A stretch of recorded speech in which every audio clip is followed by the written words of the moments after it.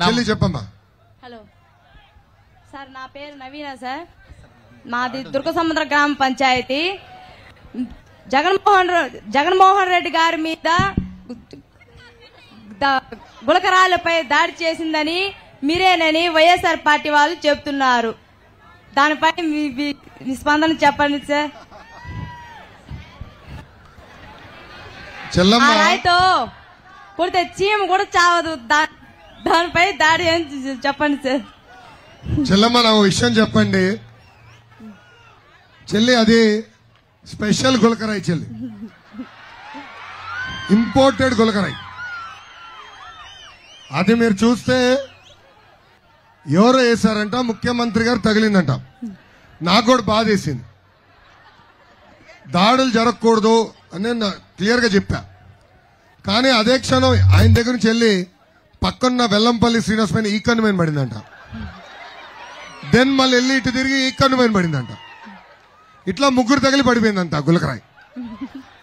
నేను చెప్తాం కాదు, వెల్లంపల్లి శ్రీనివాస్ గారు ఒకరోజు కట్టు ఇక్కడ కట్టాడు, రెండో రోజు ఇక్కడ కట్టాడు. ఏమాగా నేను ఎందుకు ఇది ఒక డ్రామా అంటున్నానంటే, గతంలో కోడికత్తి డ్రామా చూసాం. వాళ్ళ కార్యకర్త కోడికత్తి శ్రీను ద్వారా చిన్న ఆ వ్యక్తి కూర్చాడు, ఆయన అబ్బా అని పడిపోయాడు జగన్మోహన్ రెడ్డి గారు. కరెక్ట్ గా 15 రోజుల తర్వాత కడపలో ఒక శవం బయటకు వచ్చింది. బాబాయిని చంపే శవం బయటకు వచ్చింది. ఇప్పుడు గులకరాయి డ్రామా. నాకు భయం ఏంటంటే ఇప్పుడు తాడేపల్లి కొంప నుంచి ఏం శవం బయటకు వస్తుంది. తల్లి ఈరోజు ఈ మధ్యన ఇన్స్టాగ్రామ్ లో కూడా వీడియో చూసా. ఒక తమ్ముడు బలి నటించాడు. జగన్మోహన్ రెడ్డి గారు డ్రెస్ వేసుకుని విజయలక్ష్మి గారికి ఫోన్ చేశాడు.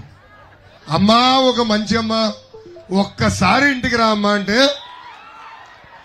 ఆ వీడియోలో విజయలక్ష్మి గారు అంటారు, బాబు నీ గడప దొక్కను, కావాలంటే పబ్లిక్ మీటింగ్ వస్తానంటాడు. వచ్చి అమ్మ ఇది బాగాలేదని ఫోన్ పెట్టేస్తాడు. మళ్ళీ ఫోన్ తీసి ఇంకో నంబర్ కొడతాడు. షర్మిల ఒక్కసారి ఒక్కసారి ఇంటికి రా నానా అంటాడు. అది కూడా అంటుంది. పాపం చెల్లమంటుంది, అన్నా నేను ఇంటికి రాను, కావాలంటే పబ్లిక్ మీటింగ్ లో కలుద్దామంటుంది. అమ్మా, సొంత తల్లి సొంత చెల్లి ఈరోజు జగన్మోహన్ రెడ్డి గారిని చూసి భయపడుతున్నారంటే ఇంకా ఆంధ్ర రాష్ట్ర మహిళల పరిస్థితి ఎలా ఉందో ఒక్కసారి మీరు అందరూ ఆలోచించాలి. సొంత తల్లి సొంత చెల్లి ఈరోజు జగన్మోహన్ రెడ్డి గారు నమ్మట్లా. ఇంకా మనం ఎలా నమ్మాలో అనేది ఒక్కసారి తెలుగింటి ఆడబడిచలు ఆలోచించమని ఈ సభాముఖంగా కోరుతున్నాం. చాలా మంచి ప్రశ్న అడిగా చెల్లి.